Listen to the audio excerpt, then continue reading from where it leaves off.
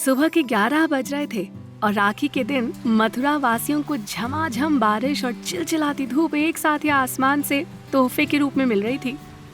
झमाझम बारिश के बावजूद लोगों की भीड़ ना बलरामपुर बड़ी बाजार के पास लगी हुई थी। कोई अपनी बहनों के लिए लास्ट मिनट गिफ्ट्स खरीद रहा था, तो कोई पूजा का सामान, तो कोई अपने घर के लिए मिठाई। पर बाजार में त्योहार की इस धमा चौकड़ी के अलावा भी एक आवाज तेजी से पूरे बाजार में गूंज रही थी, और वो थी एक बच्चा चोर की। एक आदमी बोल रहा था, ए बच्चा चोर, कोई पकड़ो रे, कोई पकड़ो। अरे इधर नहीं, वहां से भागा इस साला। अरे ये पूतना रूपी कौन आ गया रे हमारे मथुरा में। झुंड में बच्चा चोर चिल्लाने की आवाजें आ रही थी। बच्चा चोर, अरे पकड़ो। मथुरा बाजार में बच्चा चोर होने की चेतावनी जैसे जैसे लोगों के कान में पड़ी, उनके बीच अफरा तफरी और बढ़ गई। लोग अपने अपने बच्चों को अपनी बाहों में समेटने लगे। कुछ तो बिना शॉपिंग किए सीधे घर को निकल गए और कुछ जल्दी जल्दी अपने काम निपटाने लगे। एक बूढ़ी औरत बोली, अल्लाह चुपचाप ही राखी ले और घर को चलो, वरना जे अगर बच्चा चोर तुम्हाओ को धर ले तो तुम्हारी बूढ़ी अम्मा इन छुतर मुर्गों की तरह दौड़कर भी ना बचा पाएंगे। इस बच्चा चोर की दहशत में सब चिल्ला चिल्ला कर भाग रहे थे, पर यह बच्चा चोर है कौन, ये कोई नहीं जानता था। लोगों की अफरा तफरी ना तब जाकर रुकी जब उस बच्चे की माँ अस्पताल वालों के साथ बाजार पहुंची, जिसका बच्चा गुम हो गया था। औरत रोते हुए बोल रही थी, मेरा बच्चा, ऐसे कैसे लापरवाह लोग हैं, मेरी एक दिन की बेटी गुमा दी, मेरी लाडो। अस्पताल स्टाफ ने कहा, अरे मैडम जी, बच्ची मैंने वहीं बिस्तर पे तो रखी थी। तो कहाँ है मेरी बच्ची, बोलो कहाँ है मेरी बच्ची। अरे मैडम जी, मैं सच में बच्ची को लेटाकर बस 2 मिनट के लिए हल्का होने गया था। औरत का पति बोलता है, बहुत हल्का होने का शौक है ना तुझे। अरे रुक, अभी हल्का करता हूँ तुझे। सुनो दोस्तों, मुझे तो शक है कि यही है वो जिनने हमारी एक दिन बड़ी लाडो को गायब करो है। ना बस थोड़ी देर के लिए हम डिस्चार्ज होने से पहले डॉक्टर को दिखाने गए थे, इतने में कहाँ चली जाएगी हमारी बच्ची। कोई चल फिर सकती है क्या एक दिन की बच्ची जो गायब हो जाएगी यूं खुद ही। यह बच्चों की तस्करी में मिला होगा साला। अरे इसे मारते हैं, अभी सच बोल देगा। सभी झुंड में एक साथ बोले, मारो साले को, मारो।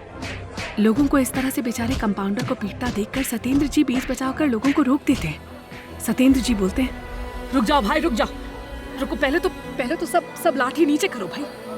अरे हम जानते हैं बेचारे सत्तू को, ये कोई बच्चा चोर थोड़ी है। अरे शांति से काम लो, इस वक्त बच्चे को ढूंढना जरूरी है। अरे इसे मारने से क्या होगा बताइए आप लोग। सत्तू, तू सबसे पहले जा डिस्पेंसरी के सारे दरवाजे बंद कर, ताकि चोर अगर अंदर हो ना तो बाहर ना जा पाए। और आप लोग चलिए मेरे घर चलिए, बैठकर बातें करते हैं। जरूरत पड़ी तो पुलिस को बुलवा लेंगे, पर बच्ची को कुछ नहीं होने देंगे। भरोसा रखो बहन। दरअसल सत्येंद्र जी उस इलाके के नामी बिजनेसमैन थे और उस हॉस्पिटल के मालिक भी जहाँ से बच्ची गायब हुई थी। सत्येंद्र जी ने वो हॉस्पिटल अपने यहाँ काम कर रहे एम्प्लॉइज और उनके परिवार वालों के इलाज के लिए बनवाया था। लोगों को आपस में लड़ता देख उन्होंने पूरे झुंड को ही घर पर बुला लिया, ताकि उस बच्ची को खोजा भी जा सके और उस बच्चा चोर का पता भी लग सके। आखिर उनका भी तो 8 साल का छोटा बेटा मयंक घर पर था।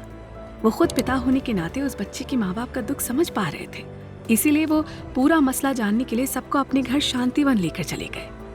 शांतिवन के बाहर सत्येंद्र जी ने पूनम जी को आवाज लगाई, पूनम जी जरा 2 गिलास पानी भिजवा दीजिए, आज बहुत बड़ी मुसीबत हो गई है, हमारी डिस्पेंसरी से इनकी बच्ची गायब हो गई है। वो औरत बहुत जोर जोर से रो रही थी, मुझे पानी नहीं पीना है सेठ जी, मुझे मेरी बच्ची लौटा दो। अरे कहाँ चली गई मेरी बच्ची। मैं बता रहा हूँ सेठ जी, ये उसी कंपाउंडर का काम है। डिस्पेंसरी के नाम पर बच्चा चोरी करने बैठा है वो साला। अरे आए दिन खबर आती रहती है ना तस्करी की। अरे मिला होगा वो सत्तू साला उन्हीं के साथ। बच्चे के पिता ने कहा।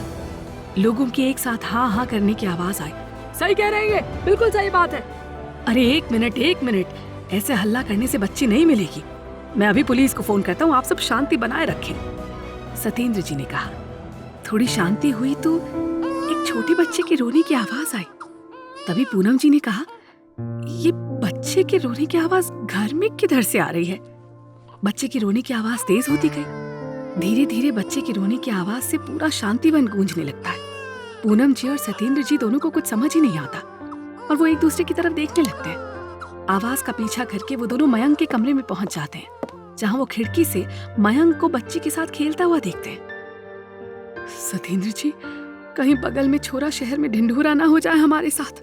पूनम जी ने घबराते हुए कहा, आखिर कौन सी बच्ची है मयंक के हाथ में? क्या मयंक ने चुराई थी अपने ही पापा की डिस्पेंसरी से ये बच्ची, या बचाई है उसने इस बच्ची की जान उस बच्चा चोर से? अगला एपिसोड मिलेगा कल। उसके लिए कुकू FM हिंदी चैनल को सब्सक्राइब करना ना भूलें और बेल आइकन प्रेस करके अगले एपिसोड की नोटिफिकेशन पाएं। अभी सारे एपिसोड सुनने के लिए डाउनलोड करें हमारे कुकू FM ऐप को। लिंक डिस्क्रिप्शन में है।